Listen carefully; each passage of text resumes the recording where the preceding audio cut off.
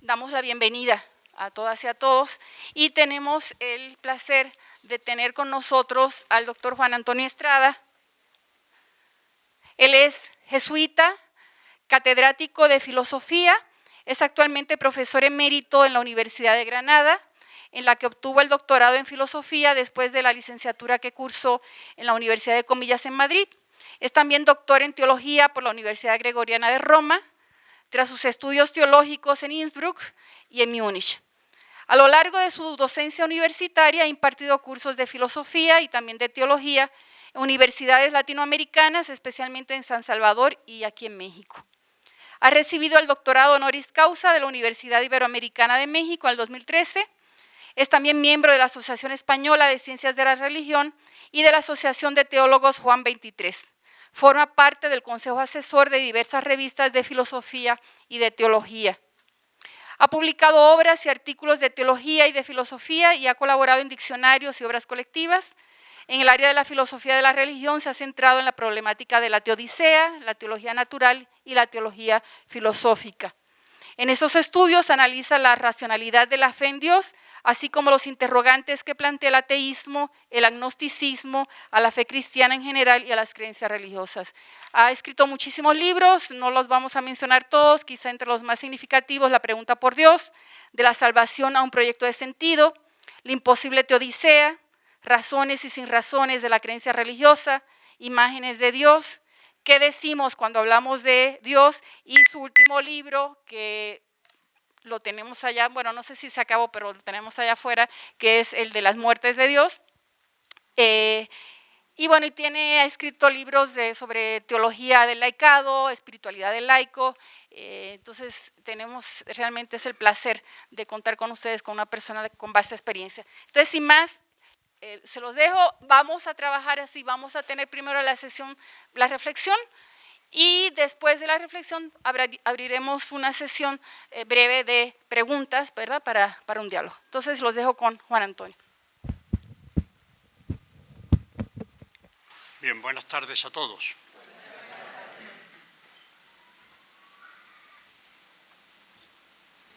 La ponencia de hoy, de esta tarde, está centrada en el tema de Dios y en el tema del encuentro con el otro.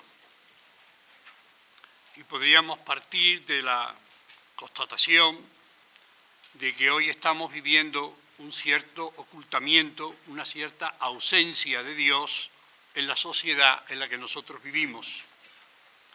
Con una gran perspicacia, Nietzsche, que murió en el año 1900, es decir, hace más de un siglo, decía que estábamos asistiendo a un acontecimiento nuevo, porque la sociedad europea había vivido hasta ahora con una referencia explícita al Dios de la Biblia, de tal manera que la concepción de Dios que nos había transmitido el judío-cristianismo, el judaísmo primero y el cristianismo luego como derivación y complemento, que esa imagen de Dios que se nos había implantado en los últimos siglos, a lo largo de los últimos 2000 años, pues estaba asistiendo hoy a un declive, a una desaparición. De tal manera que podríamos hablar, decía él, en el siglo XX, y de alguna forma se ha cumplido su profecía, de que en cierto modo iba a haber un vacío de Dios en la sociedad. Y por tanto se iba a perder la referencia a Dios. Por otro lado, nosotros nos encontramos con una tradición muy profunda dentro de la tradición cristiana, que quizás tiene una de las sistematizaciones más fuertes en San Agustín, en la que San Agustín, que es quizás o sin quizás el gran filósofo cristiano del primer milenio, luego viene Tomás de Aquino y viene Buenaventura, que son grandes filósofos y teólogos, pero el primer milenio está dominado, al menos el cristianismo latino, el cristianismo occidental, está dominado por la figura de San Agustín. San Agustín hace una afirmación también tajante, pero contraria a la de Nietzsche. Y la afirmación tajante de San Agustín es que el ser humano está hecho para Dios y que busca a Dios aunque no lo sepa. Que Dios es el referente último de la vida humana, que solo en Él podemos encontrar un proyecto de sentido y que la vida humana solamente tiene sentido cuando somos capaces de ordenar todas las cosas en referencia a Dios. Luego esto lo van a recoger otros autores, como Ignacio de Loyola, que que nos va a decir en el principio y fundamento de los ejercicios que Dios es el destino último del ser humano y que todo lo que nosotros nos encontramos en la vida hay que vivirlo en relación y en función del encuentro con Dios. Entonces nos encontramos dos elementos contrapuestos.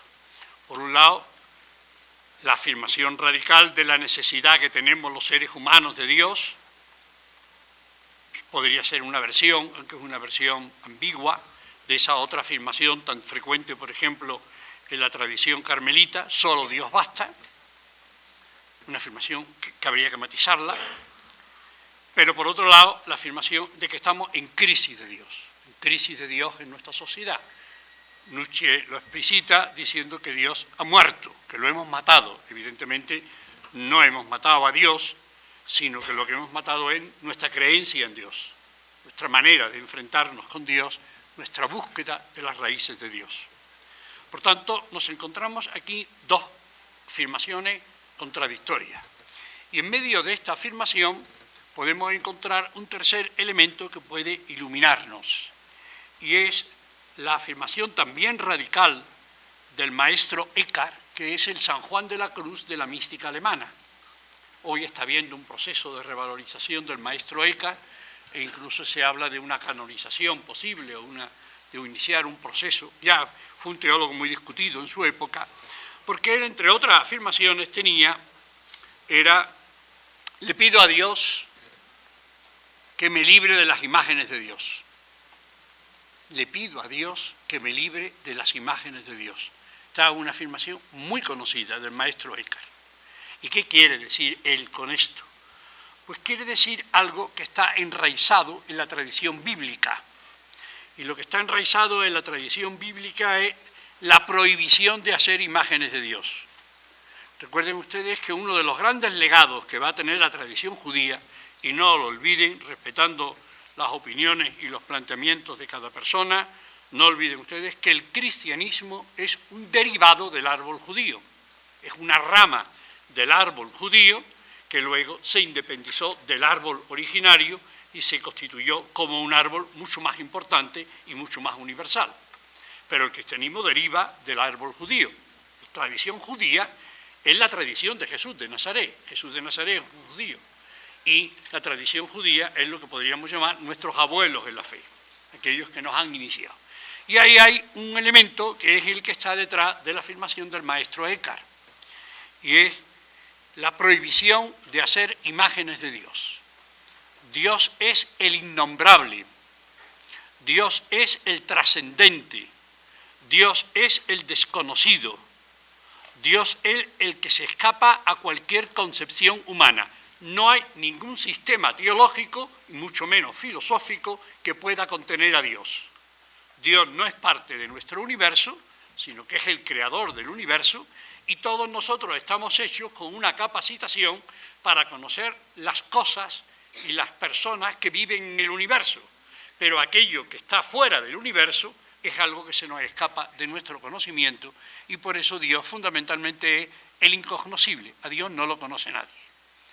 Esto además se refrenda mucho más en la cultura judía y en la tradición judía, porque como saben ustedes, el judío evita nombrar a Dios. De ahí viene el Adonis, el Señor, afirmaciones a través de... O se habla no del reino de Dios, como luego va a hablar el cristianismo, sino del reino de los cielos, porque directamente no se puede nombrar a Dios. Nombrar a Dios es tener ya una concepción de Él, y Dios se escapa a toda concepción. Entonces de ahí que en realidad el nombre judío de Dios sean 4 consonantes sin vocales. Y como son 4 consonantes sin vocales, no podemos pronunciarlas.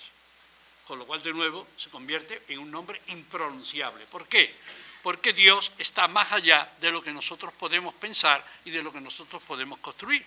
Precisamente se nos está afirmando ya el secreto de que si Dios se comunica, se va a comunicar probablemente de una manera que rompe nuestros esquemas y que nos va a sorprender. Porque si Dios es innombrable y es incognoscible, Dios es también una sorpresa para todos nosotros.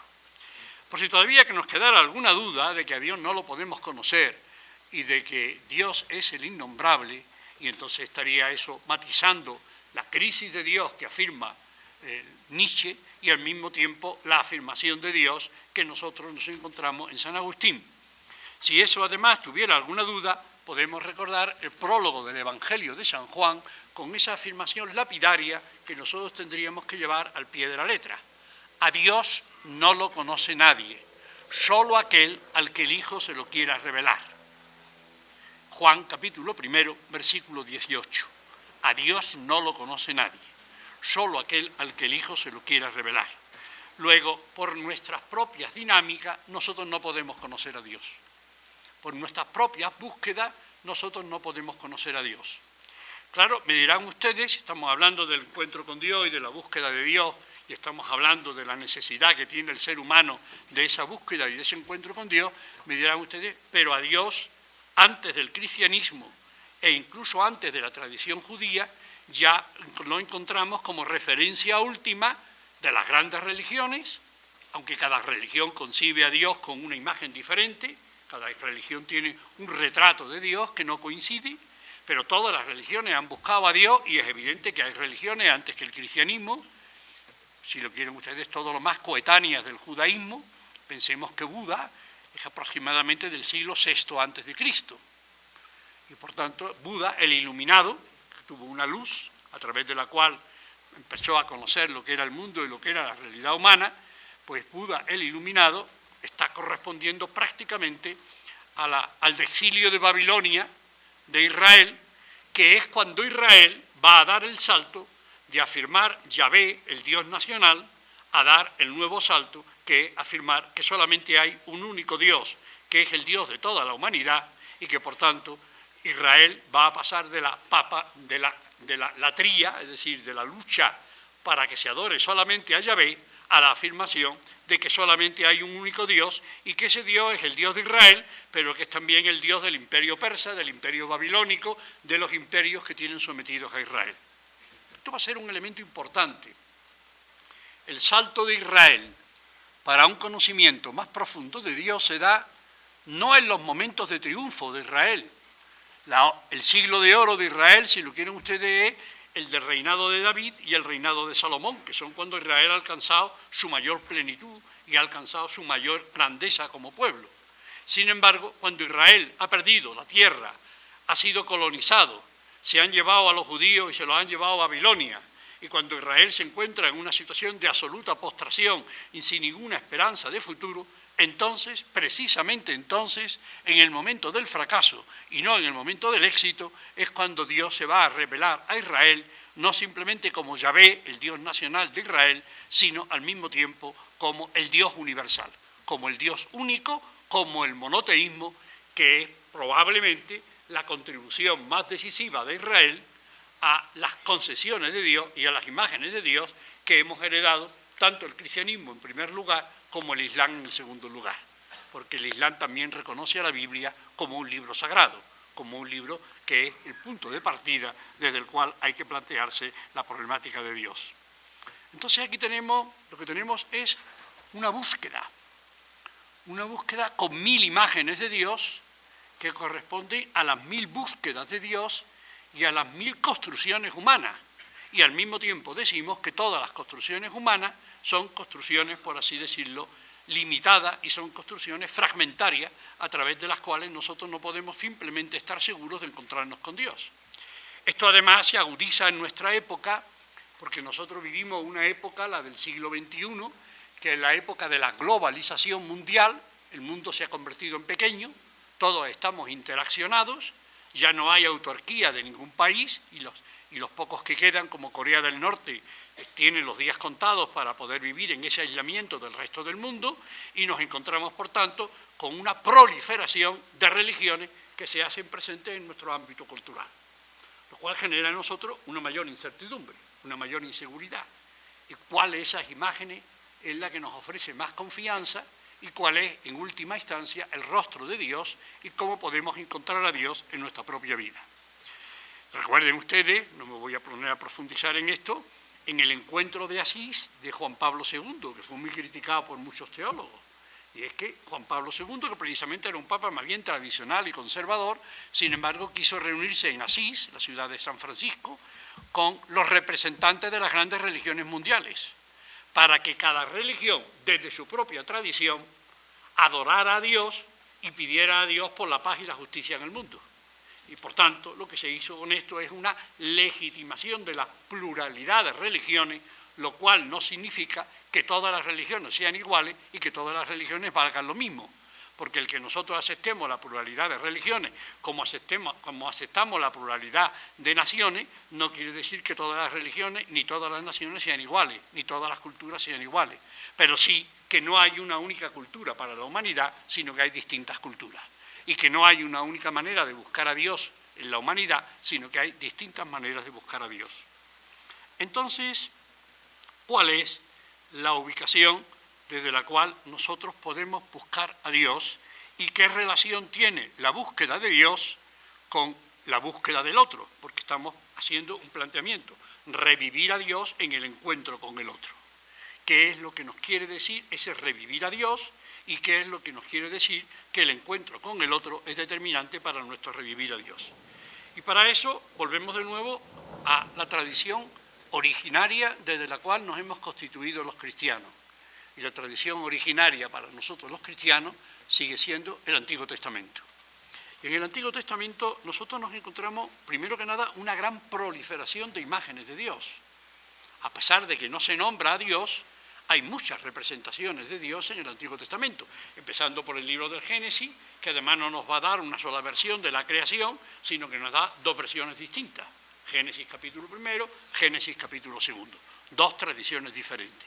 Y a lo largo de la Biblia, los que ya conocemos la Biblia, porque la hemos estudiado, nos lo ha enseñado además el método histórico crítico, que ha cambiado toda la faz de la Biblia en la tradición cristiana y no solo en la tradición católica, nosotros conocemos que la Biblia se ha constituido por una amalgama de tradiciones.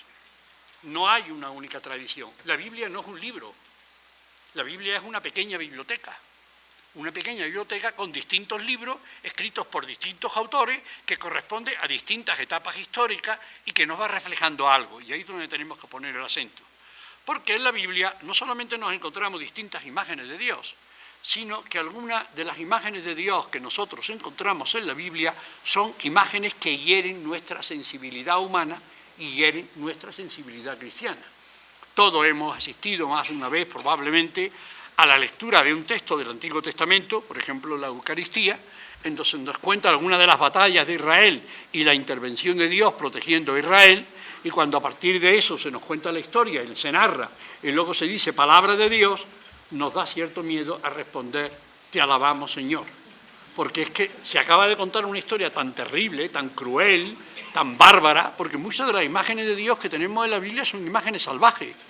En la Biblia hay de todo, hay genocidio, hay una guerra en la cual se alienta a matar a las mujeres y a los niños, hay una concepción de Dios en la cual Dios aparece como el Dios guerrero, hay una concepción salvaje de Dios, hay, como saben ustedes, barbaridades en la misma familia que parece que son bendecidas por Dios. Es decir, en la Biblia nos encontramos, primero que nada, la experiencia de un pueblo. La experiencia que ha durado prácticamente 1000 años, se considera, no lo sabemos con seguridad, pero parece ser que los primeros grupos judíos que venían de Egipto, pues pasaron a lo que llamamos Canaá y a lo que llamamos Palestina y a lo que llamamos ya lo que va a constituir a Israel, aproximadamente 1000 años antes de Cristo. 1000 años antes de Cristo, a partir de 1000 años después nace Jesús de Nazaret y comienza para nosotros la época del Nuevo Testamento. Luego, la Biblia nos cuenta 1000 años de la historia de uno de los pueblos más antiguos de la humanidad. Un pueblo además muy notable para nosotros, porque es un pueblo que prácticamente también la mayoría de su existencia no ha tenido una tierra propia y cuando la ha tenido la ha perdido. La guerra del año 70 con los romanos primero y el alzamiento luego en el siglo II contra los romanos consagró que los romanos obligaran a los judíos a dispersarse inevitablemente en todos los pueblos de la tierra y a que perdieran su propia tierra y su propia nación y su propia identidad. Y sin embargo es un pueblo que ha mantenido su identidad y que ha mantenido su identidad en buena parte por su fe religiosa. Pero esa fe religiosa ha ido evolucionando porque las imágenes de Dios han ido evolucionando. Entonces, ¿qué es lo que nos cuenta la Biblia y qué son lo que nos cuentan las imágenes de Dios que nosotros encontramos en la Biblia? Nos cuentan algo muy determinante, y es que El ser humano ha vivido una experiencia religiosa que evidentemente está condicionada por el contacto con los pueblos vecinos, que tienen también su fe en la divinidad, y de hecho muchos relatos de la Biblia, empezando por el primer capítulo del libro del Génesis, por el segundo capítulo del libro del Génesis, por lo que se nos va a contar acerca del diluvio, por lo que se nos va a contar acerca de la Torre de Babel, lo que hay del capítulo 3 al capítulo 11 del libro del Génesis, luego se nos va a hablar de Abraham, y todo eso nos encontramos con relatos que muchas veces inicialmente no eran judíos, no eran creación judía, eran creación de los pueblos vecinos que ellos han asimilado, han adaptado, transformándolo y cambiándolo para que se acomoden a la imagen y a la experiencia de Dios que ellos tenían. Por eso la Biblia evidentemente está influida por todos los pueblos del Oriente Próximo y las tradiciones religiosas del Oriente Próximo influyen en la Biblia.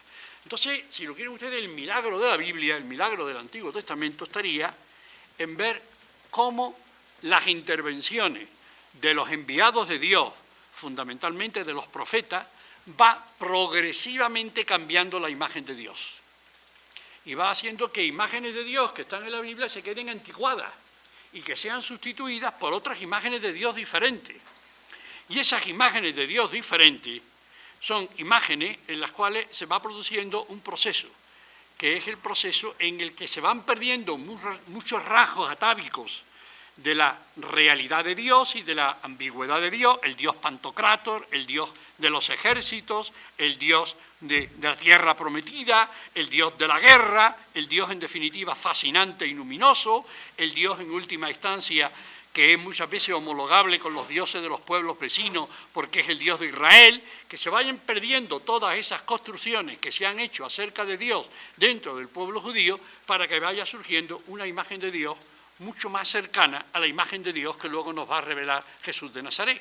Porque Jesús de Nazaret lo que va a hacer es proceder a una revisión de las imágenes de Dios que nos encontramos en el Antiguo Testamento y a elegir una concepción de Dios y una imagen de Dios que de alguna manera va a romper y va a exceder a los cánones del Antiguo Testamento y nos va a plantear la imagen de un Dios que fundamentalmente es un Padre maternal y que es un Padre misericordioso.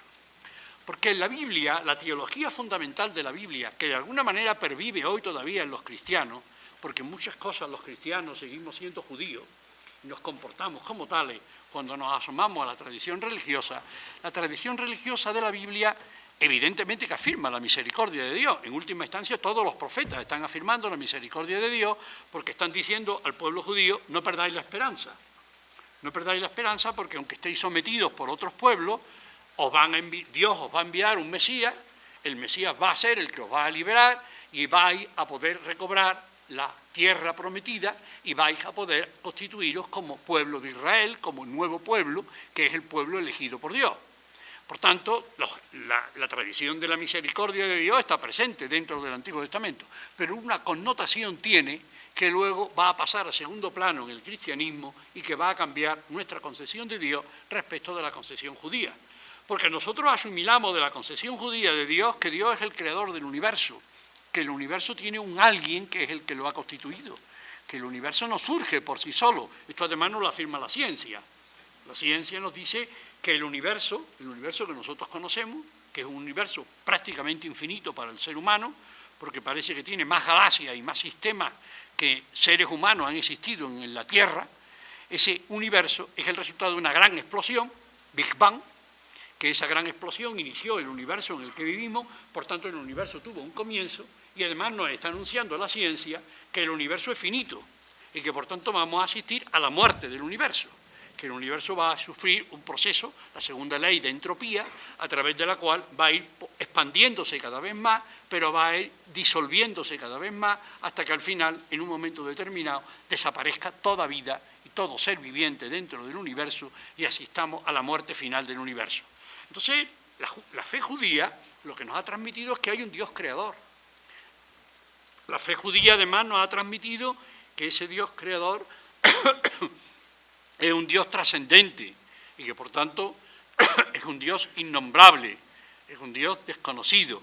Nos ha transmitido además que ese Dios trascendente es, si lo quieren ustedes, volviendo a la inversa, es imagen y semejanza del hombre, porque el hombre es una creación de Dios, el ser humano, la persona humana, es imagen y semejanza de Dios. Y que por tanto, si nosotros somos imagen y semejanza de Dios, existe un ser que es un ser espiritual, que es un ser con libertad y con inteligencia, y que a imagen de ese ser nosotros hemos vivido un proceso que ha sido el que de la creación ha hecho que al menos en el sistema en el que vivimos y en el planeta Tierra surja el ser humano como la máxima expresión de Dios. Entonces, estos que son componentes de la fe judía, y no lo olvidemos, que son nuestros hermanos en la fe, que nosotros participamos con ellos de esa misma concesión, que ellos son los que nos han dado esta visión. Esta visión no viene de Jesús de Nazaret. Jesús de Nazaret la recibe y Jesús de Nazaret la transmite. Pero ellos añaden además un elemento, y ese elemento es muy fuerte. Porque ese elemento dice en definitiva que el ser humano es un ser pecador y que Israel es un pueblo pecador. Bueno, hasta ahí estaríamos conformes todos, porque eso también lo podemos decir de la Iglesia y eso lo podemos decir de los seres humanos que nosotros conocemos. No tenemos más que mirarnos a nosotros mismos y mirar alrededor. Pero con un elemento que es determinante. Dios premia y castiga en la historia humana.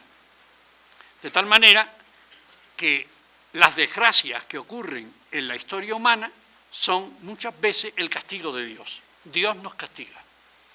Y eso es también uno de los elementos fundamentales de la tradición del Antiguo Testamento.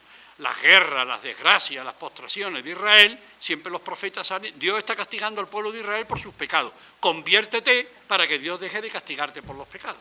Es decir, nosotros tenemos una teología que nos viene de la tradición del Antiguo Testamento y que es una teología incompleta, como veremos ahora. Y es la de que Dios premia y castiga. Pero que Dios premia y castiga no solo en el más allá, la idea del juicio final, la idea de un infierno, de un posible purgatorio, la idea de una resurrección de los muertos, todo eso arranca ya del pueblo judío. Pero el pueblo judío no solamente nos habla de que hay una relación con el más allá y que Dios va a premiar o castigar en el más allá, sino que lo que nos está afirmando es que los acontecimientos que ocurren en la vida son acontecimientos que son el resultado de las bendiciones y al mismo tiempo de los castigos de Dios. Entonces surge una teología que es una teología de la retribución, que es una teología en la que Dios interviene en el aquí y ahora de la historia, interviene premiando e interviene castigando. Ahora, en este marco, que es el marco que nos ha transmitido la tradición judía, en el que se nos presenta, por tanto, esta teología del pecado y esta teología de la justicia de Dios, en la que va a surgir también la concesión de la alianza, hay una alianza entre el pueblo judío y Dios se alía con el pueblo judío y exige fidelidad a los mandatos de Dios. Y cuando no hay una fidelidad a los mandatos de Dios, Israel se pierde, Israel va a ser castigada. Pues bien, ahora viene Jesús de Nazaret. Y lo primero que hace Jesús de Nazaret es recibir la tradición judía. Pero al mismo tiempo, Jesús de Nazaret va a tener una experiencia de Dios diferente. No voy a entrar ahora, evidentemente, a desarrollar toda la cristología. Pero evidentemente también Jesús de Nazaret va viviendo un proceso a través del cual Dios se le va revelando y se le va comunicando de una manera cada vez más honda. Recuerden ustedes, ya lo he repetido en las conferencias de la mañana, ese versículo que cierra el Evangelio de la infancia de Lucas, capítulo 2 del Evangelio de Lucas, versículo 58. Jesús crecía ante Dios y ante los hombres en sabiduría, en conocimiento y en gracia. Crecer en sabiduría y conocimiento, porque Jesús tiene que aprender del libro de la vida. Y el libro de la vida es el libro más radical que hay. Y las personas más cultas pueden no haber aprendido del libro de la vida, y la persona más sencilla y más pobre es la que ha aprendido de la experiencia de la vida y la que puede transmitir esa experiencia de la vida. Hay que aprender de la vida. Y para aprender de la vida, y aquí estaríamos ya entrando en la dinámica, tenemos que aprender de las relaciones personales. Porque la lección última que nos da la vida no es acerca de las cosas, sino que es acerca de las personas. Y las personas son mucho más importantes que las cosas. Entonces tenemos que aprender del libro de la vida. Pero además se nos dice que Jesús va creciendo en gracia. Pero bueno, podemos decir, pero si es el Hijo de Dios, es el Hijo de Dios, ¿cómo va a crecer en gracia? Crecer en gracia es crecer en cercanía de Dios, es crecer en el favor de Dios, es crecer en el conocimiento de Dios. Y aquí estamos de nuevo con la dinámica que marca la tradición cristiana. Jesús es el Hijo del Hombre y la humanidad de Jesús comparte todos los interrogantes, todas las preguntas, todos los no saber que tenemos los seres humanos. La humanidad de Jesús no puede jugar con ninguna ventaja respecto de la condición humana, que va a ser la gran tentación que se nos presenta en el Evangelio de Marcos ya desde los comienzos. El espíritu del mal, los endemoniados, le dicen: este es el Hijo de Dios, tú eres el Hijo de Dios, y Jesús los manda a callar. ¿Por qué? Porque Jesús tiene que vivir como un ser humano, porque ahí está el misterio de la encarnación. Dios se humaniza, y Dios se humaniza para que el ser humano se divinice. Y son las dos caras de la encarnación. La humanización de Dios, Dios que se hace presente en la persona humana de Jesús, en la vida humana de Jesús. En realidad hay, en la tradición religiosa que arranca de la Biblia, hay 3 encarnaciones de Dios.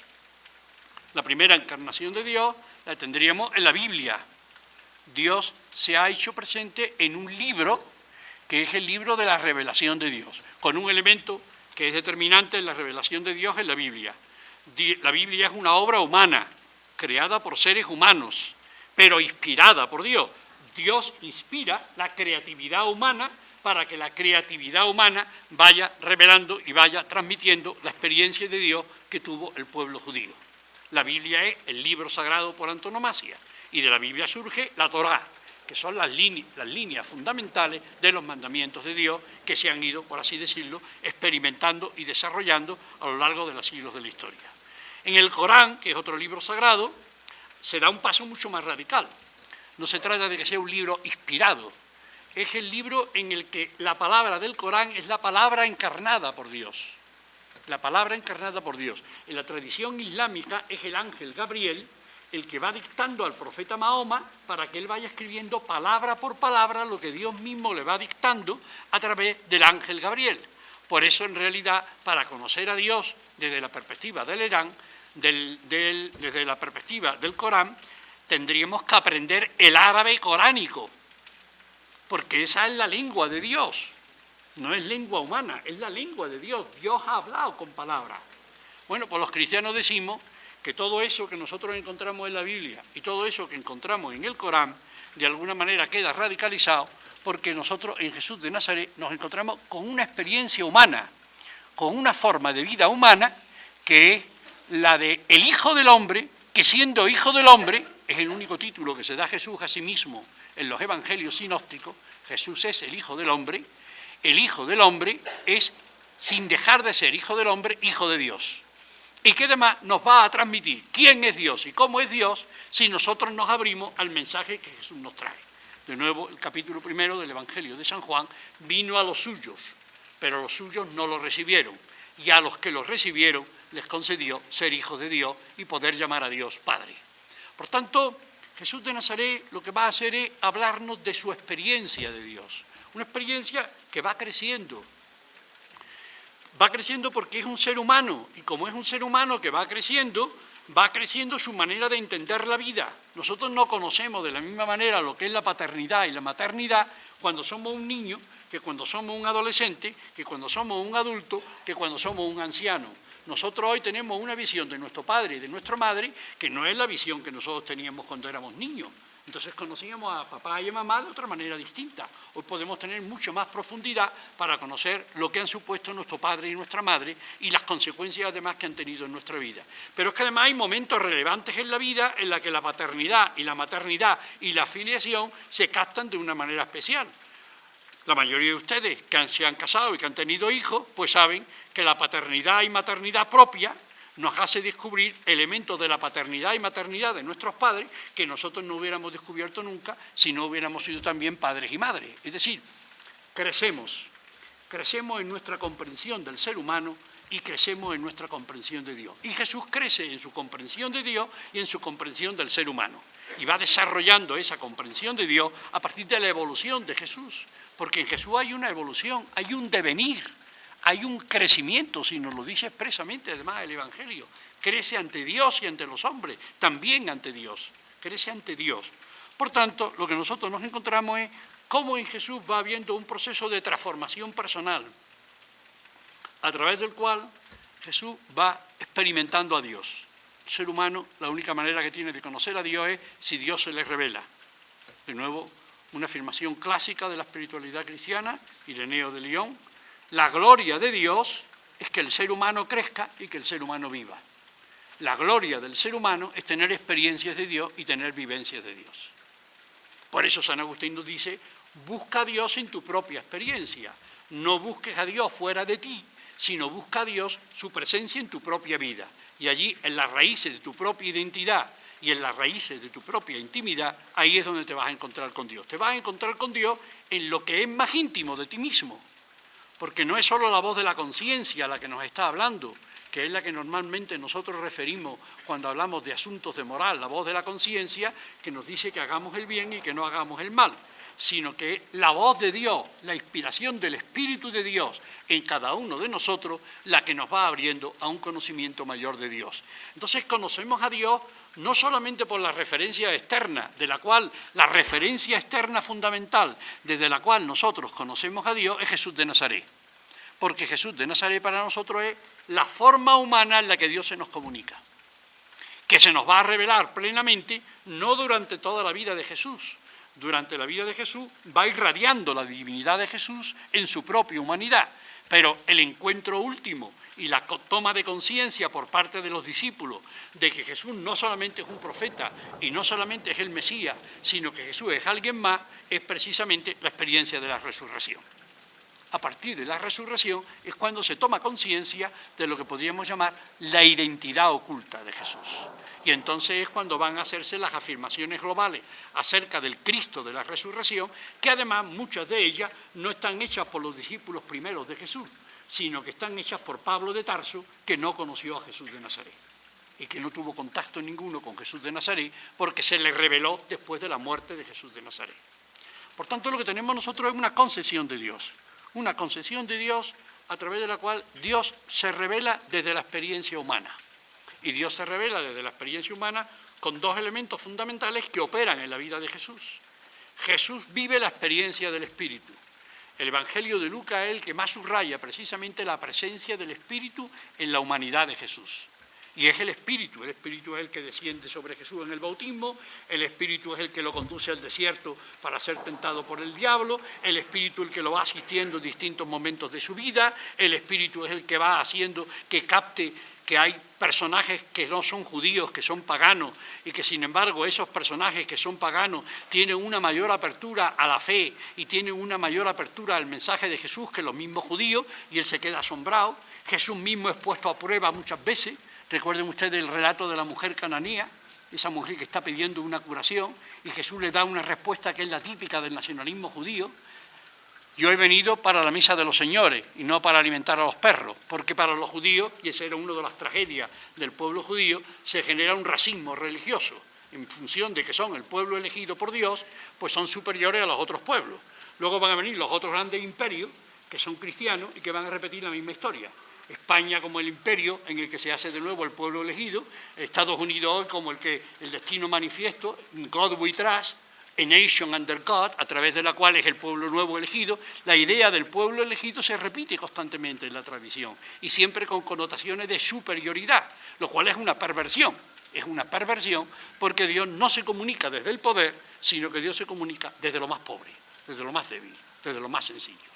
Y ahí es donde Jesús aprende. Esa mujer le da una respuesta que a Jesús lo deja mirado. Sí, Señor, pero hasta los perrillos comen de la mesa de su Señor, de las migajas que caen de la mesa de su Señor. Y Jesús se queda asombrado. Esta fe nunca jamás la he encontrado en Israel.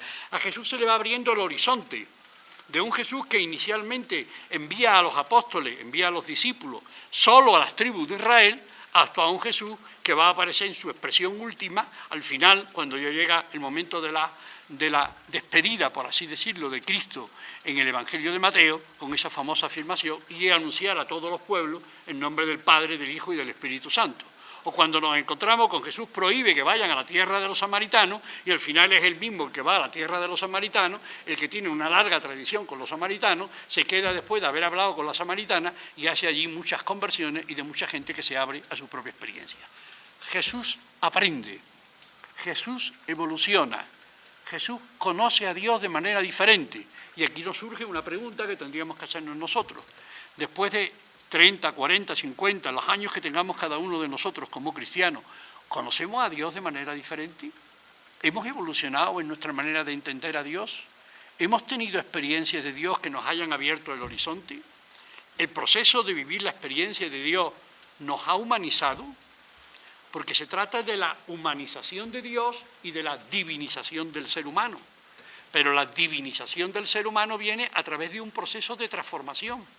El ser humano se hace imagen y semejanza de Dios en tanto en cuanto su manera de vivir, sus valores, sus convicciones y sus actitudes son cada vez más parecidas a las de Jesús de Nazaret.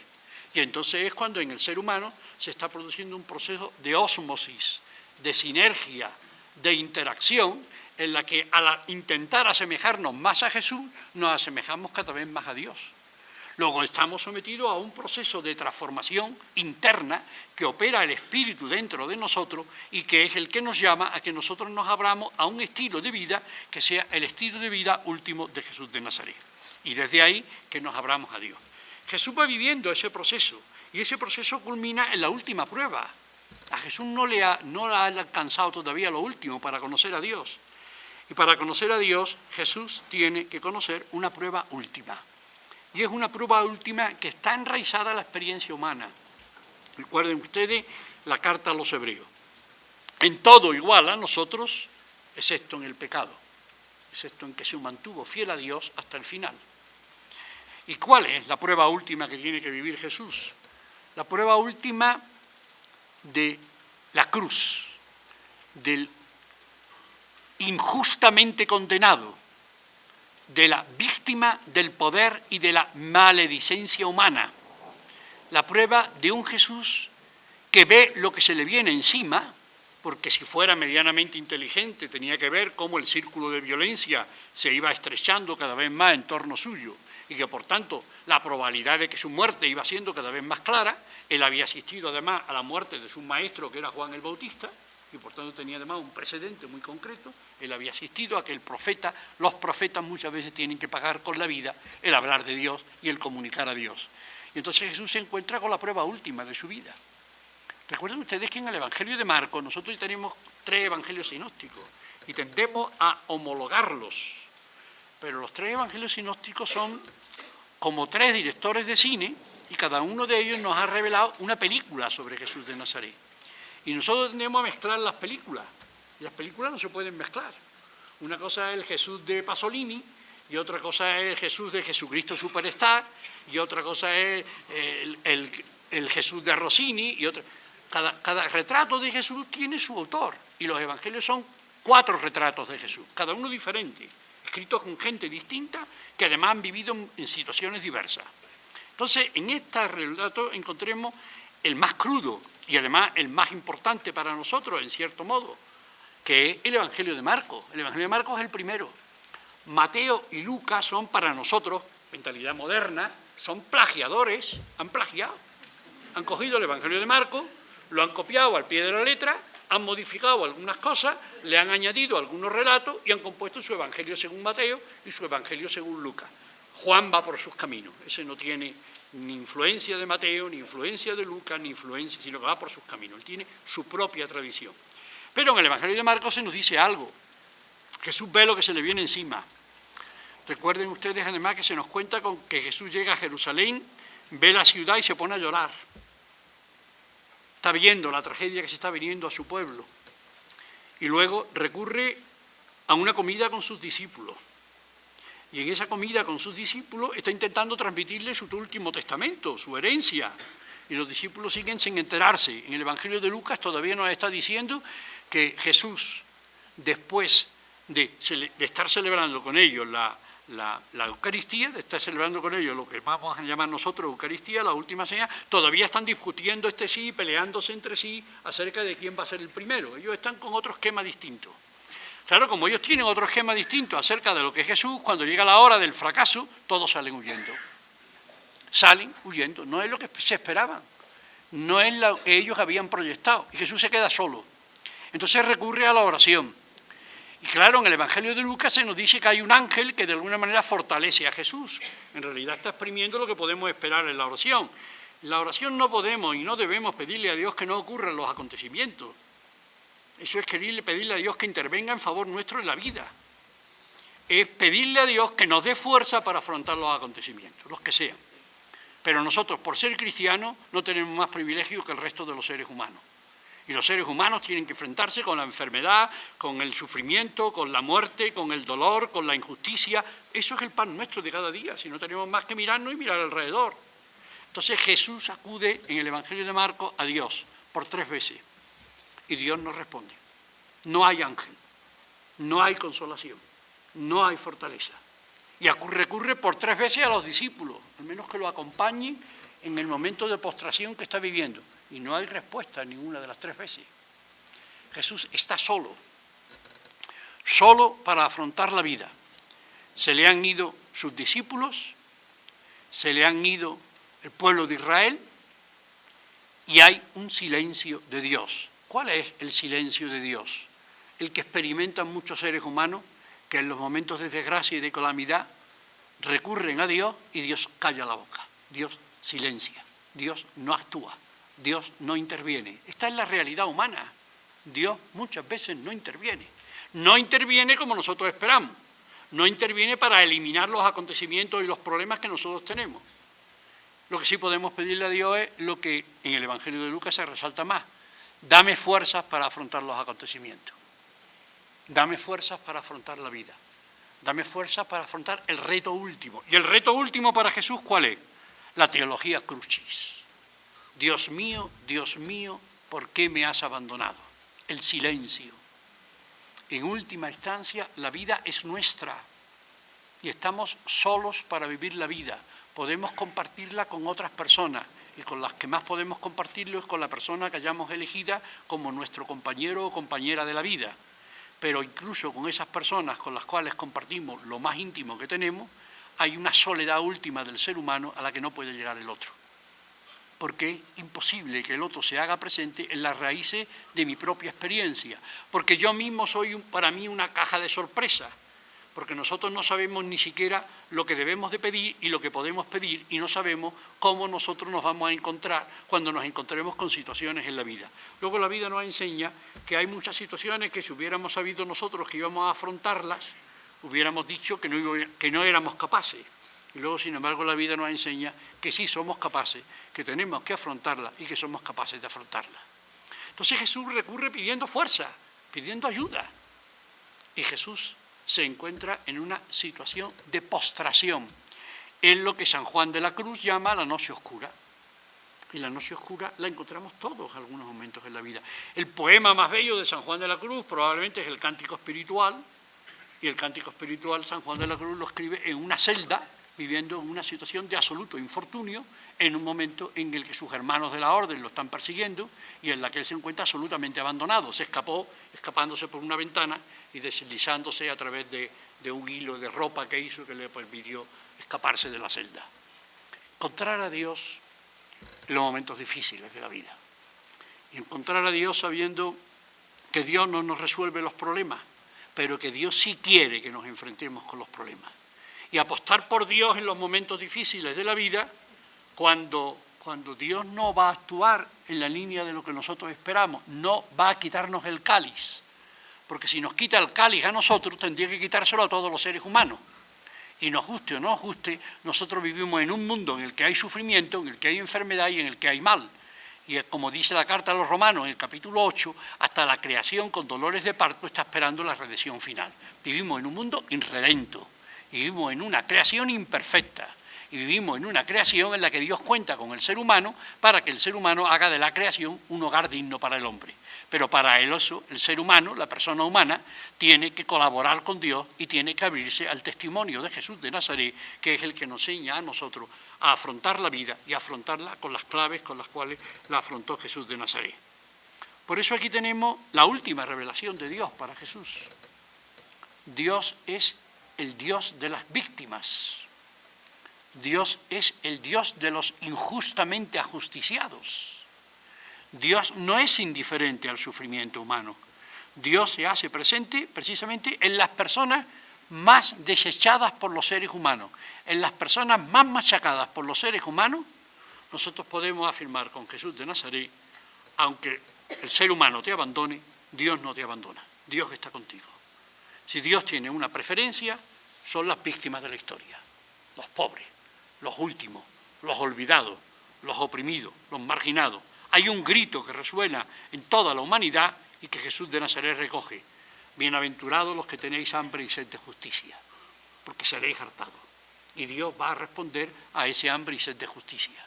Entonces Jesús tiene que vivir la prueba. Y ahí es donde entra la grandiosidad del relato de Jesús. Jesús ha fracasado. No ha conseguido convertir al pueblo judío. Recuerden ustedes que la mayor revelación de Dios es la del pueblo judío cuando se encuentra en la cautividad de Babilonia. Ahora, la mayor revelación de Dios no es la de los grandes milagros y los grandes triunfos de Jesús. La mayor revelación de Dios es la cruz. Teología crucis y no teología glorie. Esto fue el objeto de una famosa disertación de Lutero, en la que Lutero tenía razón.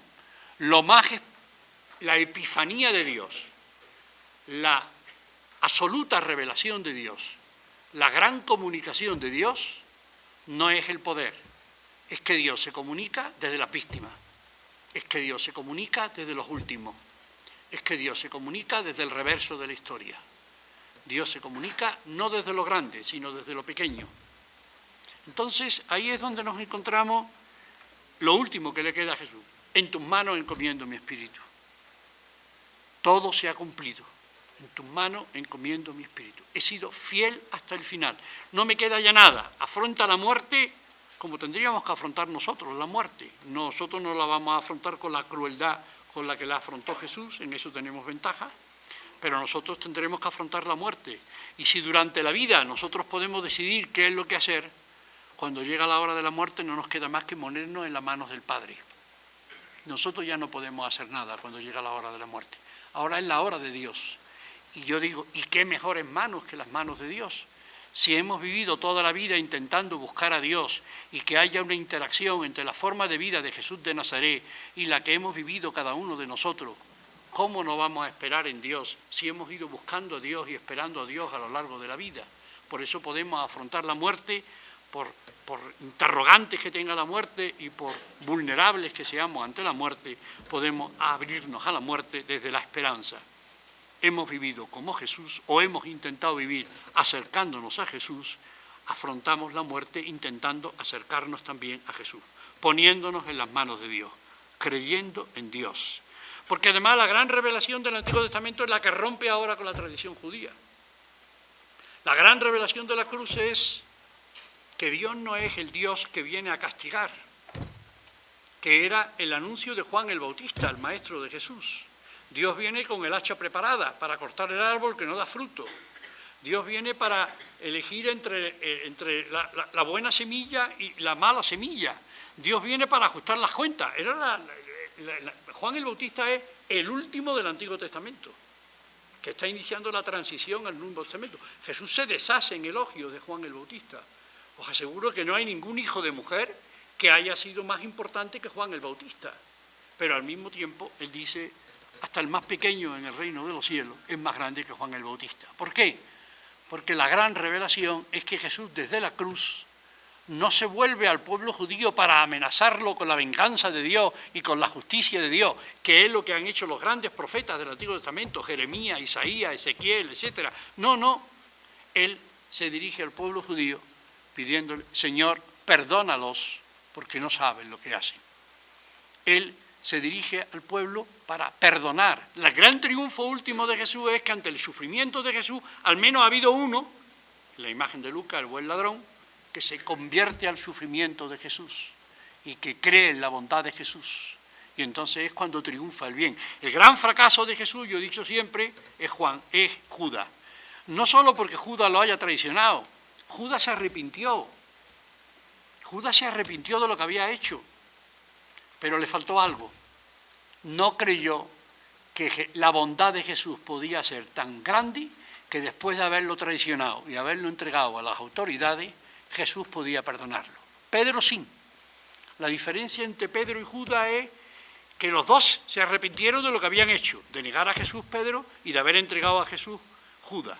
Pero Judas no pudo creer en una misericordia de Dios que tuviera capacidad, por así decirlo, para superar el pecado tan grande que Judas había cometido. Si Judas hubiera creído en el perdón de Jesús, ahora mismo Judas estaba en los altares. Y ahora mismo recurriríamos mucho a Judas porque veríamos en Judas de alguna manera una simbiosis con cada uno de nosotros, porque cada uno de nosotros más de una vez hemos traicionado el Evangelio y hemos dejado solo al Señor en la cruz. Entonces ahí es donde se produce la humanización última de Jesús. Se abre al sufrimiento, se abre al mal que le están infiriendo. Está el pueblo riéndose de él, instigado por las autoridades. Si eres el Hijo de Dios, baja de la cruz. Y Jesús no responde con palabras de venganza ni de odio, sino que responde con palabras de petición a Dios y al mismo tiempo de perdón. Es la gran noticia del Evangelio.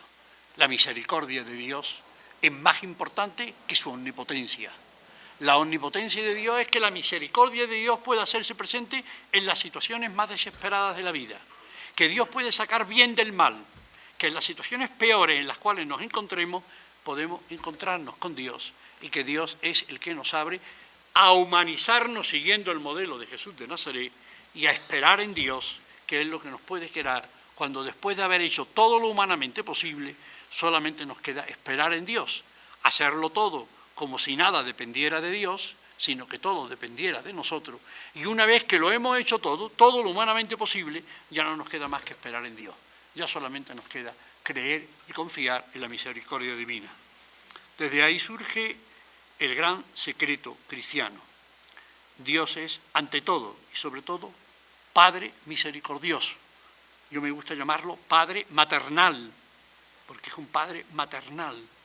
Y es un Padre maternal que lo que nos enseña es misericordia. Y solamente nos pide algo, que la misericordia que Dios tiene con nosotros, nosotros lo tengamos con las personas con las cuales nos encontramos.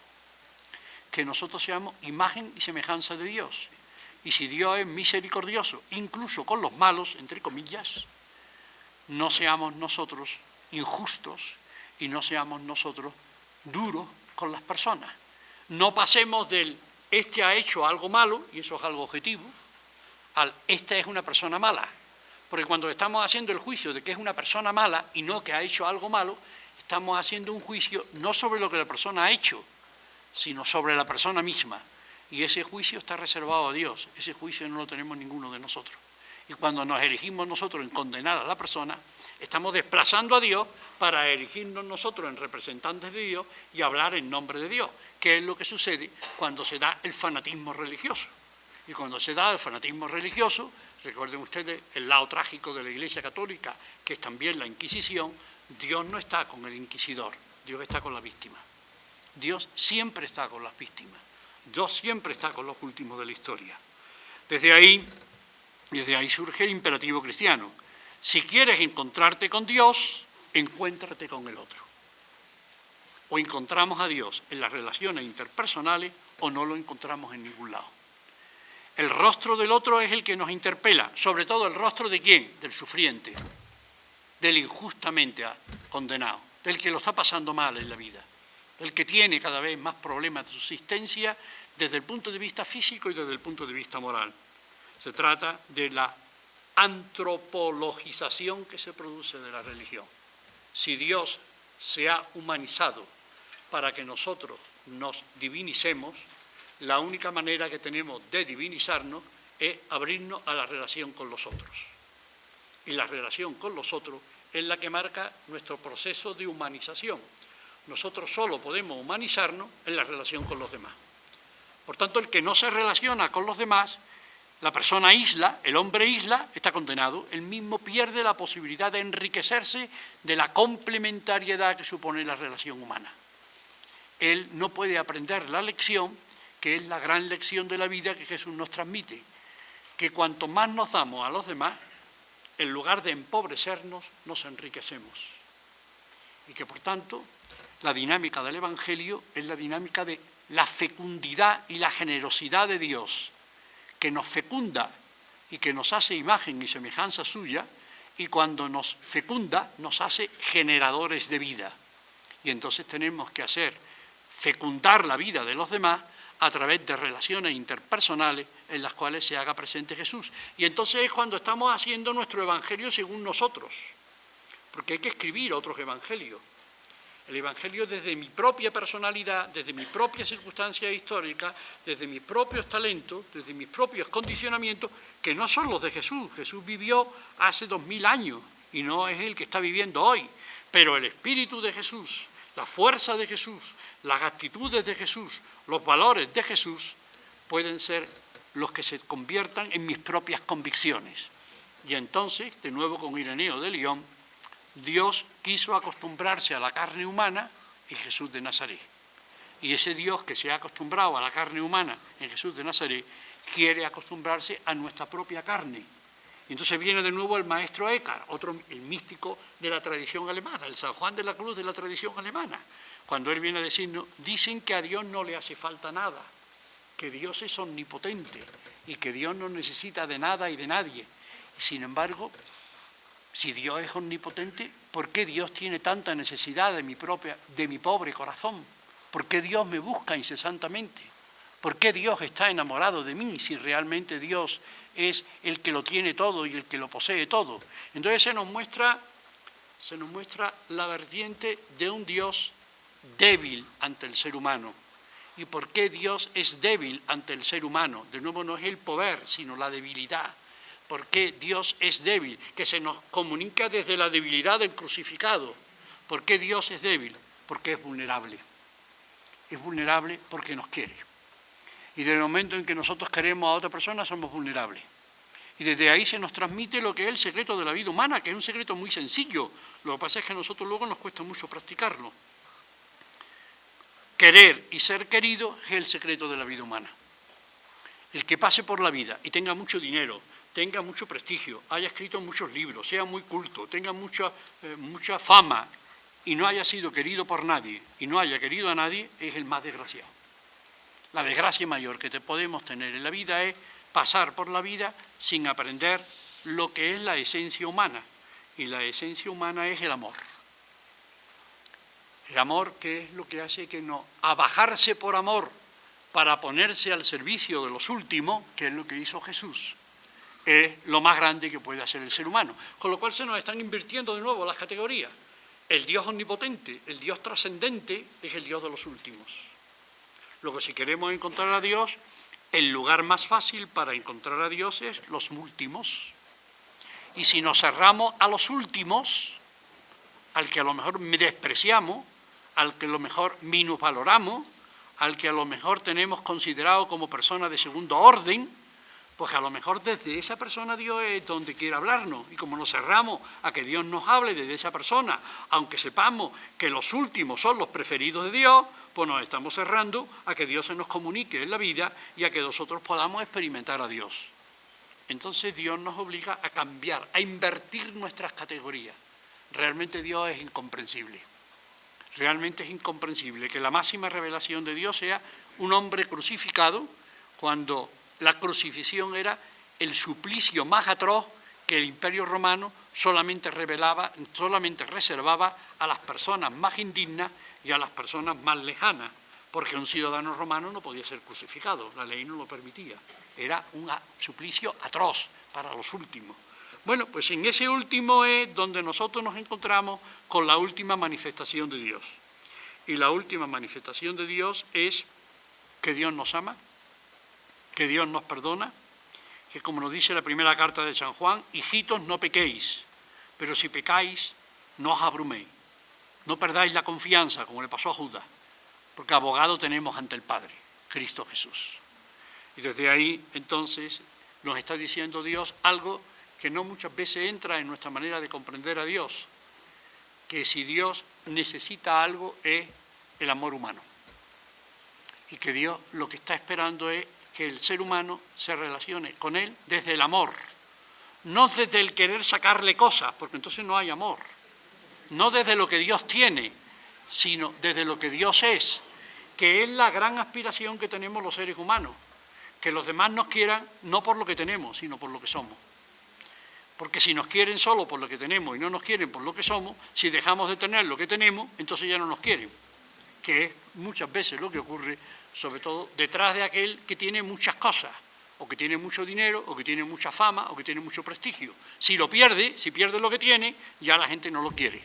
entonces nunca ha sido querido por otro.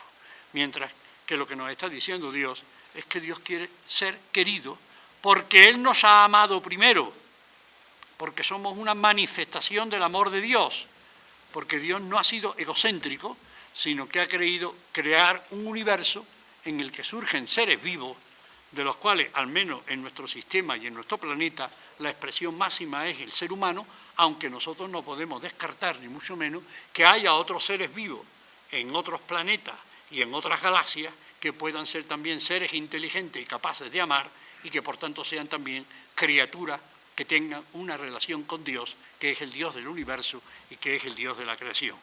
Entonces, a partir de ahí, podríamos decir, el rostro del sufriente nos interpela, porque el rostro del sufriente es el lugar predilecto en el que Dios se comunica al ser humano y en el que Dios está esperando lo que parece inconcebible desde el punto de vista del Dios omnipotente y del Dios trascendente.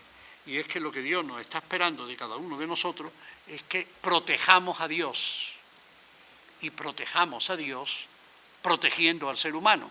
O como decía esa mística judía, cuyo diario hemos descubierto en los últimos años y que se llama Etty Hillesum, que ayudemos a Dios. Dios no puede hacerse presente en la vida humana cuando los seres humanos nos abocamos a la injusticia y nos abocamos a la crueldad con los otros.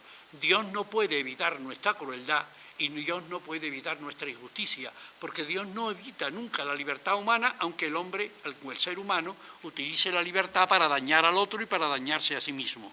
Dios no interviene nunca para quitarnos la libertad, pero como decía Etty Hillesum, que acabó en un campo de concentración y en la cámara de gas, como decía Etty Hillesum, nosotros sí podemos ayudarte, Señor. Nosotros sí podemos ayudarte para que en medio de tanto sufrimiento, de tanto dolor y de tanta justicia reflejada en ese sentido en los campos de concentración nazi, nosotros podamos decir que seguimos teniendo esperanza y que seguimos creyendo y teniendo fe en el ser humano. Y tenemos fe y confianza y tenemos esperanza porque tú has tenido confianza y fe en las posibilidades del ser humano y porque nosotros creemos que tú te haces presente en el ser humano, que tú divinizas al ser humano y que tú puedes sacar el bien del mal. Entonces, la vida y la relación con Dios se convierte en algo muy distinto de lo que nosotros nos encontramos cuando solamente vemos a Dios desde la dinámica del pecado y del castigo y cuando hacemos que la retribución se convierta en la mediación fundamental para relacionarnos con Dios y para relacionarnos con los otros, mientras que la mediación fundamental que nos ha transmitido Jesús de Nazaret es el amor, la misericordia. Y ahora lo que se trata es que nosotros lo cumplamos y que en esto lo cumplamos al pie de la letra. Misericordia quiero y no sacrificio. Seamos capaces de vivirlo y seamos capaces de ejecutarlo en nuestras relaciones personales y en nuestra propia relación con Dios. Muchas gracias.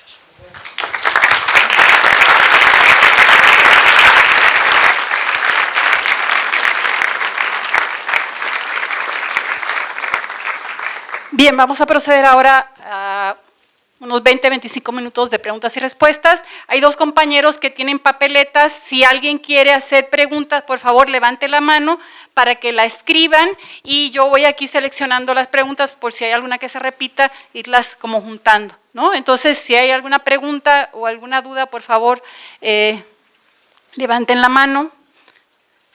Mientras se deciden, pues yo voy a hacer una pregunta. Juan, ¿qué implicaciones tiene en lo concreto de la vida de los cristianos y de la iglesia institucional cambiar el chip, cambiar la mentalidad de este Dios todopoderoso, omnipresente, al Dios escondido, al Dios frágil? ¿Qué implicaciones en lo concreto para nosotros los cristianos y para la iglesia como institución? Para mí la concreción mayor y la más dura es que si Dios se nos ha mostrado hasta el último momento como el que perdona, nosotros tenemos que aprender también a perdonar.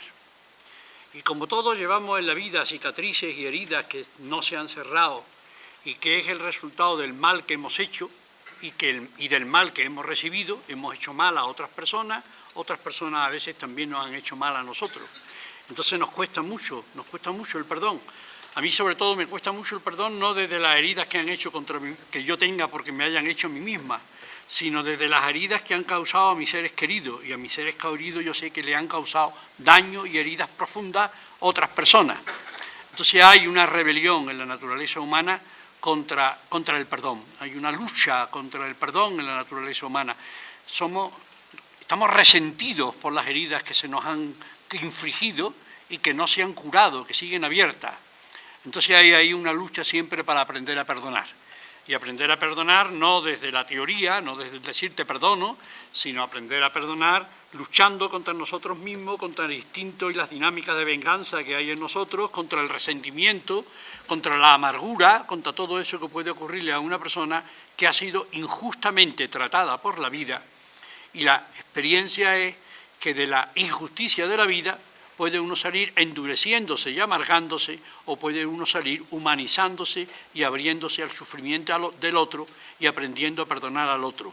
En Auschwitz, que es un símbolo del Holocausto, que es un símbolo además de la tragedia del pueblo judío, en Auschwitz, se nos lo cuentan los testigos, los que vivieron en Auschwitz y los que vivieron en los campos de concentración, hubo muchas personas religiosas que perdieron la fe.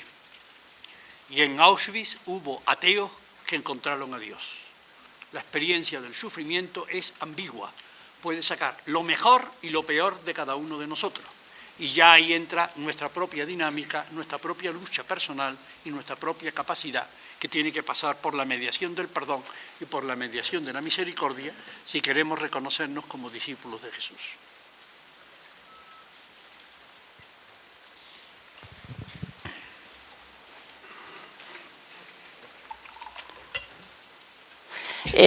Dice, ¿Jesús sabía la misión que le tocaba realizar desde siempre? Sí y no. Cuando se le revela de una manera clara y última es a partir del bautismo. Epifanía en Marcos, tú eres mi hijo bien amado en quien tengo mis complacencias, y la misión. Eres enviado ¿a qué? A lo que a continuación se nos cuenta. A construir el reino de Dios en medio de la sociedad. Jesús vive 30 años en el anonimato, sin hacer nada, siendo uno más. Dios se acostumbra a la carne humana y tiene que experimentar lo que es la vida humana viviendo como uno más, como un judío más de un pueblo pequeño, absolutamente insignificante y sin ninguna trascendencia. En el bautismo se le abre un nuevo horizonte. El bautismo es, yo digo que es la conversión de Jesús, entendiendo por la conversión no la conversión moral, sino la conversión como la de Pablo es que hay un antes y un después en su vida, que todo ha cambiado. A partir del bautismo él tiene ya un proyecto, ya tiene una misión, y ese proyecto va a ir clarificándose cada vez más cuando se vaya enfrentando con los representantes de la religión, cuando se vaya enfrentando con los escribas que conocen la ley, cuando se vaya enfrentando con el sufrimiento humano, y entonces se va abriendo la dinámica de la finalidad de la vida de Jesús y va conociendo el precio también que va a tener que pagar por esa dinámica. Porque el final de Jesús estaba preanunciado, como la novela de García Márquez, Crónica de una muerte anunciada. El que siembra vientos recoge tempestades, y Jesús había sembrado muchos vientos, y al final, pues como es lógico, tuvo que recoger las tempestades que él mismo había provocado. Gracias. Bien, otra pregunta, ¿cómo acompañar al pueblo de Dios en la búsqueda de este Dios misericordioso si éste tiene como presupuesto a un Dios poderoso? Pues el Dios es poderoso, yo creo que Dios es poderoso porque puede sacar bien del mal. Ahí es donde yo creo que está el poder de Dios. De las situaciones más ignominiosas, pues Dios puede sacar el bien. Dios puede hacer que una persona se transforme desde las situaciones peores que haya. Y eso solamente lo puede hacer Dios. Nosotros podemos generar hijos del hombre, nosotros no podemos generar hijos de Dios. Nosotros podemos fecundar al otro, intentar ayudar al otro a humanizarse, humanizar al otro. Pero que el otro viva una experiencia humana, que lo haga imagen y semejanza de Dios, eso no está en nuestras manos. Eso es un regalo de Dios y es un don de Dios. Entonces ese es el Dios omnipotente, el Dios que todo lo puede. Dios puede hacer que desde lo peor humano salga lo mejor humano. Y eso los seres humanos no podemos hacerlo.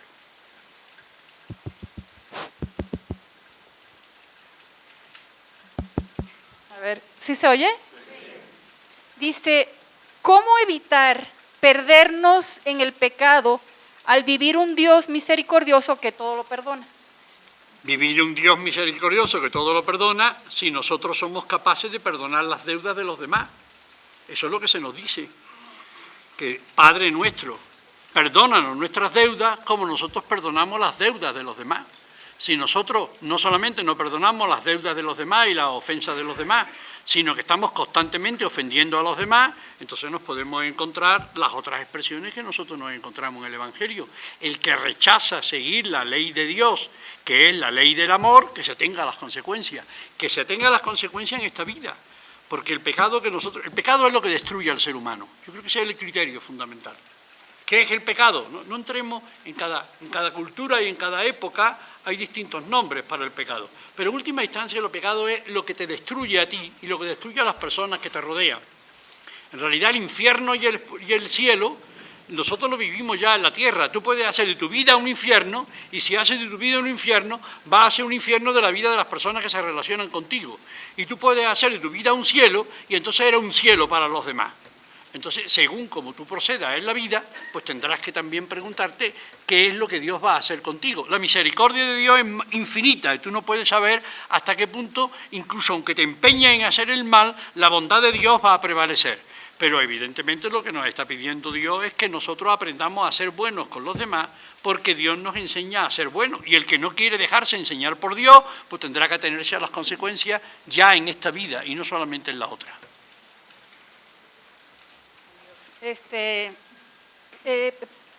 Dice, si la encarnación de Dios está en toda víctima, ¿cómo ser capaces de mirar a los verdugos y abusadores de poder, de conciencia y sexuales, también en busca de ser misericordiosos? Porque todo agente del mal es también una víctima. Porque hay lo que yo llamo, primero, estructuras de pecado. Muchas veces la gente está destruida porque ha vivido en condiciones familiares, educativas, económicas, etcétera, que la han destruido desde que era un niño. Y esa persona que está destruida es una persona que destruye. Y entonces no podemos juzgar, sino que a lo mejor esa persona puede contar más con la misericordia de Dios que a veces nosotros que hemos recibido muchas posibilidades en la vida y que no hemos respondido a tantos talentos de Dios. Entonces yo creo que eso no lo debemos olvidar nunca. En todo agente del mal hay una víctima. Cuando nos encontramos a una persona que es un criminal, incluso cuando nosotros nos encontramos estos criminales en serie, incluso los mismos psicólogos se afinan en buscar qué es lo que le ha pasado a esta persona en su familia, qué es lo que ha pasado a esta persona en la infancia, qué es lo que le ha pasado para que sea luego tan desalmado. Porque las raíces del mal están en todo ser humano, pero para que el ser humano se vaya orientando hacia el mal, también tiene que haber recibido mucho mal. Entonces hay que analizar también desde esa perspectiva que el otro que me ofende, el ofensor, es también víctima. Y que hay lo que yo llamo una ecología del pecado, lo mismo que en la ecología. Todos contribuimos al deterioro del medio ambiente y a la contaminación del planeta.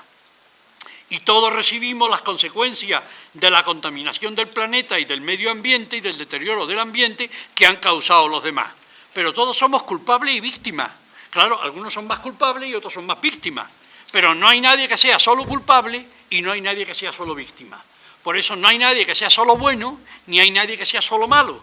Y por eso Jesús nos prohíbe, aunque nosotros no le hemos echado cuenta como tantas veces, que llamemos a nadie bueno, que llamemos a nadie santo y que llamemos a nadie padre. Porque solamente hay uno que es bueno, que es Dios. Y todos los demás tenemos que presentarnos ante Dios con las manos manchadas, porque no podemos vivir en una sociedad en la que hay tanta suciedad humana sin que nosotros nos infestemos de alguna manera de la suciedad que encontramos en la sociedad. Por tanto, todo el que sea también es una víctima, aunque sea un agente un victimario, un agente de víctima para los demás. En relación, ¿cuáles son las principales estructuras que no permiten el encuentro de esta tríada hombre, Dios, el otro? ¿No? O yo, tú, Dios, el otro. Este encuentro de la tríada interpersonal. Las estructuras de pecado. El mundo vive en estructuras de pecado. Es una estructura de pecado que si dedicáramos el 10% de lo que dedicamos a armamento, a acabar con el hambre en el mundo y a remediar la pobreza, la podríamos acabar en muy pocos decenios. Eso es una estructura de pecado. Es una estructura de pecado que nosotros vivamos en un despilfarro en la vida cuando otras personas pasan hambre. es una estructura de pecado que cada día se destruyan toneladas de alimentos que no hemos consumido mientras que la gente está pasando hambre. Esas son estructuras de pecado. Estructuras de pecado son las que llevan a que haya una desestructuración en la familia, a que haya gente que no tenga acceso a la educación. Estructuras de pecado es, en definitiva, todas esas instituciones y condicionamientos que nos encontramos en la economía, en la política, en la familia, en la educación, en la misma Iglesia. En la Iglesia hay estructuras de pecado, si lo estamos viendo, nos están dando noticias todos los días. Esas son las que nos condicionan.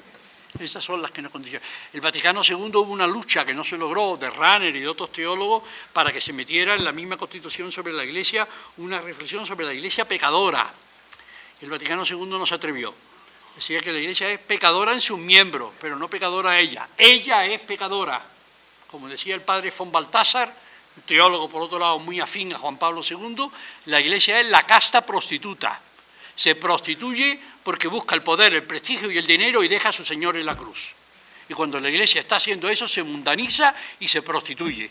Pero la Iglesia es casta, porque cuando la Iglesia está peor, cuando la Iglesia está más mundanizada, surgen figuras dentro de la misma Iglesia que buscan devolverle el espíritu evangélico y renovar a la Iglesia. Y entonces cuando surgen los Franciscos de Asís, cuando surgen los Juan de la Cruz, cuando surgen las personas que van cambiando a la Iglesia desde dentro y que hacen que la Iglesia vuelva a acercarse al Evangelio, que es la eterna dinámica que tenemos dentro de lo que es la historia de la Iglesia. Aquí hay dos que pueden ser parecidas. Sería cómo podemos afrontar la anemia espiritual tan generalizada en nuestra sociedad. La otra dice, ¿cuáles son los rasgos actuales que apagan el fervor de la fe y cómo solucionarlos? Sí, son expresiones que ya he utilizado, anemia espiritual. Yo creo que vivimos en una anemia espiritual, es decir, vivimos en una sociedad con una gran cantidad de bienes de consumo y de bienes materiales, pero hay una sociedad en la que se va deteriorando cada vez más las relaciones personales, en que cada vez hay menos profundidad en los encuentros con los demás y vivimos de una manera más superficial, vivimos en una sociedad en la que cada vez hay más soledad y más aislamiento de las personas, vivimos en una sociedad en la que cada vez nos sentimos más inseguros y tenemos más miedo de los otros, vivimos en una sociedad en la que cada vez más hay el hombre como lobo del hombre, y todo eso es una dinámica que nos empobrece y que nos destruye. Y ese es también el modelo de sociedad que hemos construido, con todo lo que tiene de asombroso desde el punto de vista de su capacidad productiva a nivel material y con lo que tiene también de desastre cuando se produce un vacío de valores humanos, un vacío de la moral y un vacío de la religión que nos embrutece a los seres humanos. Y entonces lo que tenemos que buscar es la humanización del animal humano, y la humanización del animal humano solamente podemos encontrarla a través de relaciones personales más profundas y más ricas y a través de los bienes espirituales, empezando por los bienes espirituales de la cultura, la educación, en definitiva, todo eso que contribuye a que podamos humanizarnos y a que podamos humanizar a los demás. Bueno, esta tiene que ver con lo que acabas de decir, frente al cambio de época, ¿cómo salvarnos de una inminente deshumanización? Bueno, pues volviendo a los valores tradicionales, a veces nos ha pasado que la forma en que se nos han transmitido los valores por parte de nuestros padres y por parte de nuestros abuelos, pues son obsoletas y que nosotros no podemos transmitir ni educar hoy a los hijos ni educar a las generaciones jóvenes con los mismos parámetros con los cuales nuestros padres nos han educado a nosotros y los padres de nuestros padres, nuestros abuelos, a sus hijos, porque la sociedad ha cambiado y porque el mundo de hoy es diferente. De nuevo, remito a ese pequeño prólogo de la introducción al cristianismo del entonces joven teólogo Ratzinger, cuando decía que el drama de la Iglesia puede ser que tenga muchas respuestas para las preguntas del pasado, pero que no sea capaz de captar las preguntas del presente y dar una respuesta a las preguntas del presente. Entonces tenemos que cambiar el modo de transmitir valores humanos, pero lo que no podemos hacer es dejar de transmitir valores humanos. Y si la forma que teníamos de transmitir los valores humanos se ha vuelto obsoleta, creemos otras formas, pero no podemos renunciar a transmitir valores humanos. O transmitimos a valores humanos ya desde la familia, ya desde la escuela, ya desde la infancia, o eso va a ir generando cada vez más seres cada vez más destructivos y seres que se destruyen a sí mismos y que destruyen a los demás. ¿Cómo poder ayudar a los creyentes que experimenten perdón ante situaciones imperdonables humanamente y vencer nuestra tendencia retributiva y se identifiquen con el perdón de Jesús que experimentó estando en la cruz? Yo creo que ya lo he dicho, aprendiendo a perdonarnos los unos a los otros. Nosotros necesitamos ser confirmados por la fe de los demás. En la sociedad en la que vivimos, que no es una sociedad cristiana, ser cristiano es ser extranjero. Es tener que afrontar los mismos problemas que afrontan los demás, pero no con las mismas dinámicas, no con las mismas claves, no con las mismas búsquedas. El estilo de Jesús tiene que hacerse presente en nuestra propia manera de vivir y en nuestra manera de actuar. Entonces tendríamos que actuar de una manera diferente, como los cristianos actuaban de una manera diferente en el Imperio Romano. Eran ciudadanos romanos, pero actuaban de una manera diferente. Y eso les llamaba la atención al resto de los conciudadanos. Como nosotros no vivimos de una manera diferente, no llamamos la atención a nadie. Pero si tuviéramos una manera de vivir más evangélica y más cristiana y más coherente, pues llamaría la atención de que nosotros nos comportamos de una manera distinta. Y entonces nosotros seríamos personas que al vivir en una sociedad que no es una sociedad cristiana, porque la sociedad en la que nosotros hoy vivimos está marcada por las estructuras de pecado que se difunden además de una manera masiva y universal a través de los medios de comunicación social, televisión, cine, etcétera, pues como nosotros no vivimos en una sociedad cristiana, el cristiano es un extranjero. Y para sobrevivir, para persistir, necesitamos a otros cristianos que nos confirmen en la fe, que digan que están luchando como nosotros, que nos apoyen y que nos sintamos nosotros también como los que tenemos que apoyar a otras personas. Y entonces surge la Iglesia no como una estructura simplemente, no como una institución, no simplemente como una jerarquía, sino la Iglesia como una comunidad de personas que se sienten vinculados a Jesús de Nazaret y que intentan ayudarse los unos a los otros a compartir la fe en Jesús de Nazaret. Entonces es cuando se va produciendo un proceso que nos va abriendo al otro y que nos va abriendo a nosotros mismos. Aquí hay una pregunta, pero hay una palabra, no sé si dice sociedad o suciedad. La pregunta dice, ¿la sociedad o la suciedad? Sí, debe ser sociedad. La sociedad humana de la cual ha hablado es de alguna manera la que nos permite acceder a lo divino. Nosotros tenemos que acceder a lo divino desde la sociedad que nos ha tocado. Nosotros no podemos ponernos si tenemos que esperar a que la sociedad se humanice para encontrarnos con Dios, nos vamos a morir sin habernos humanizado nosotros. La sociedad es la que hay, yo no la he elegido. A lo mejor me hubiera gustado más haber nacido en otra época donde tenía menos problemas, donde las cosas estaban más claras, donde la Iglesia no tenía que cambiar, pero esta es la sociedad que nos ha tocado. Yo creo que es un privilegio. Yo creo que hay generaciones que viven de la herencia de lo que las generaciones anteriores han hecho. Y nosotros vivimos de la herencia de las generaciones anteriores. Hay un relato, que es un relato muy conocido en filosofía, que es el relato de un autor de la Escuela de Frankfurt. La Escuela de Frankfurt es una escuela filosófica muy importante, en la que hay un autor que se llama Walter Benjamin. Él dice que la historia es la historia en la que no debemos nunca de olvidar que los éxitos que consigamos en el presente, y está hablando no simplemente de éxitos materiales, sino incluso de éxitos humanos, está arraigada en el sacrificio de las generaciones anteriores. Que nosotros siempre tenemos una deuda contraída con los que han luchado para que nosotros podamos vivir de otra manera. Y que entonces nosotros no debemos nunca de olvidarnos que somos gente que estamos viviendo de lo que han aportado otros en el pasado. A nosotros nos ha tocado vivir de las aportaciones del pasado y las estamos viviendo, pero nos ha tocado un momento en que está cambiando el mundo. Estamos viviendo la tercera revolución industrial, la de la microelectrónica, la del móvil, la del chip. Estamos viviendo una nueva revolución industrial. Recibimos de las revoluciones industriales anteriores y de las generaciones posteriores, pero hoy nos encontramos con retos nuevos en la humanidad, porque por primera vez en la historia de la humanidad podemos acabar con la vida en el planeta Tierra y podemos utilizar nuestros recursos para acabar con el ser humano. Entonces eso genera en nosotros la necesidad de ser protagonistas de la historia, de luchar para crear una sociedad diferente, para que nuestros hijos y las generaciones que vienen detrás no estén amenazadas y puedan vivir con mayor solidaridad y con mayor fraternidad de la que nosotros hemos encontrado. Entonces ya no solamente podemos vivir de lo que hemos recibido, sino que nosotros tenemos que aportar y tenemos que preguntarnos qué es lo que vamos a aportar en el nivel educativo, en el nivel familiar, en el nivel económico, en el nivel político, cómo podemos nosotros configurar el mundo de tal manera que los que vienen detrás puedan tener más oportunidades de las que ahora mismo estamos teniendo. ¿Cómo nos pueden ayudar las nuevas tecnologías en nuestra vida cristiana y en nuestra vida espiritual? Las nuevas tecnologías, todas las tecnologías en principio son instrumentos, mediaciones, que podemos utilizar para el bien y para el mal, y que pueden ayudarnos a mejorar las condiciones de vida humana o pueden empeorar las condiciones de vida humana. La técnica no es mala, ni la ciencia, son instrumentos que surgen de los dos elementos fundamentales que tenemos los seres humanos, inteligencia y libertad.